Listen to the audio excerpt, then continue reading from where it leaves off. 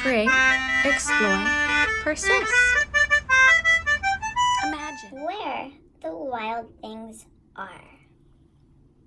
Story and pictures by Maurice Sendak.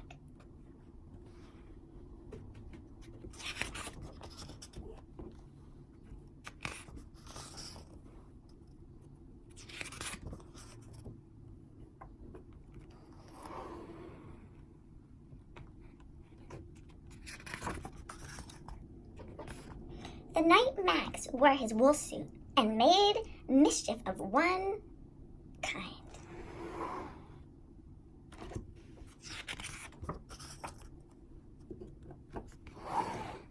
And another.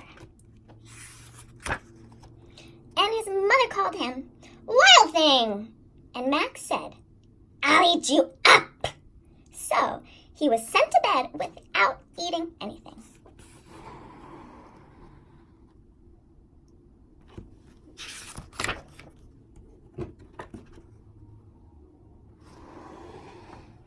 That very night in Max's room, a forest grew.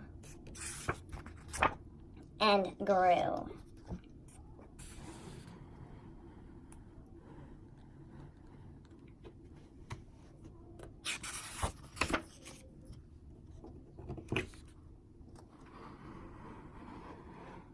And grew until his ceiling hung with vines and the walls became the world all around him.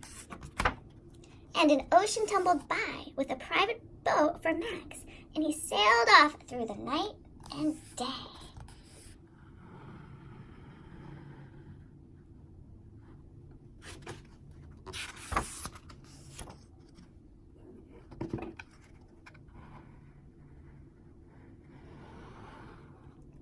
And in and out of weeks, and almost over a year, to where the Wild Things Are.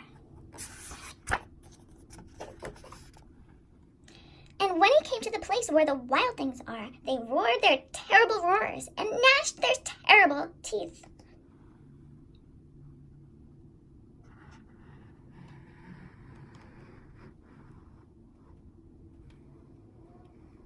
And rolled their terrible eyes and showed their terrible claws.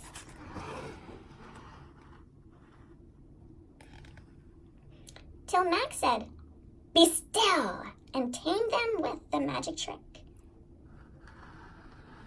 of staring into all their yellow eyes without blinking once, and they were frightened and called him the most wild thing of all.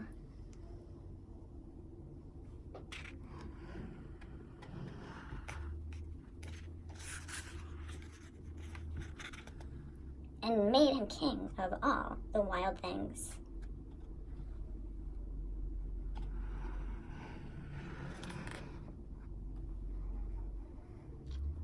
"And now," cried Max, "let the wild rumpus start."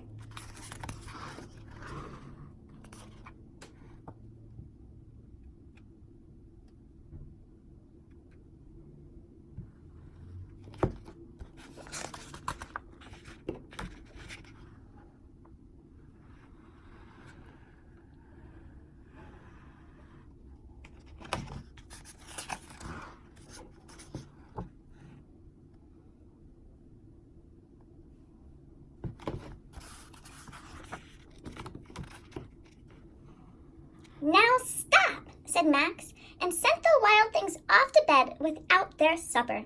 And Max, the king of all the wild things, was lonely and waited to be where somebody loved him best of all.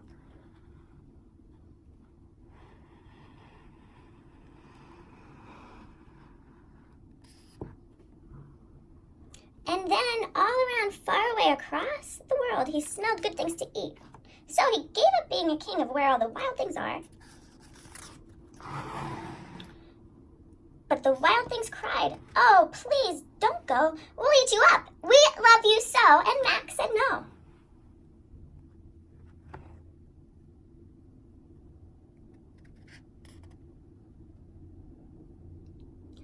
And the wild things roared their terrible roars and gnashed their terrible teeth and rolled their terrible eyes and showed their terrible claws. But Max stepped into his private boat and he waved goodbye. and sailed back over a year, and in and out of weeks, and through a day.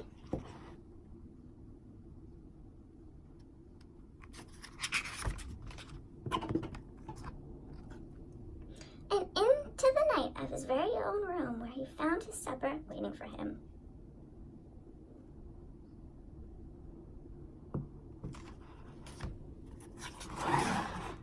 And it was still hot. The end.